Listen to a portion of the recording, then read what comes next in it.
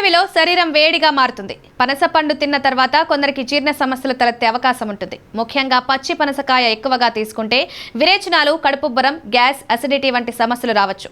గరిష్ట వేడి వాతావరణంలో ఈ సమస్యలు తీవ్రంగా ఉంటాయి. కొందరికి పనస తిన్న తర్వాత శరీరంపై దురద, వ్యాపు, చర్మంపై చారలు రావడం, కొందరికి శ్వాస తీసుకోవడంలో ఇబ్బంది వంటి లక్షణాలు కనిపిస్తాయి.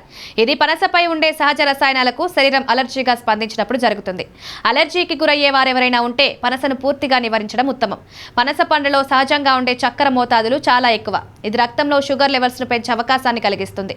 మధుమేహం ఉన్నవారు పనస పండును తీసుకోవడం వల్ల గ్లూకోజ్ స్థాయిలు వేగంగా పెరగకపోవచ్చు. కనుక డయాబెటీస్ పేషెంట్లు దాన్ని డాక్టర్ సలహాతో మాత్రమే తీసుకోవాలి.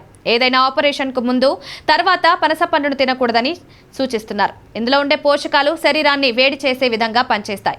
ఈ సమయంలో పనస తినడం వల్ల జీర్ణ వ్యవస్థలో సమస్యలు, విరేచనాలు, కడుపు నొప్పి వంటి సమస్యలు రావచ్చు. పనసలో పొటాషియం మోతాదు చాలా ఎక్కువగా ఉంటుంది. సాధారణంగా ఆరోగ్యానికి ఇది మంచిదే. అయితే కిడ్నీ సంబంధిత సమస్యలున్న వారికి పొటాషియం ఎక్కువగా తీసుకోవడం ప్రమాదం. ఇది శరీరంలోని మినరల్స్ సమతుల్యతను దెబ్బతీస్తుంది. కాబట్టి కిడ్నీ వ్యాధులున్నవారు పనస పండును పూర్తిగా నివారించాలి.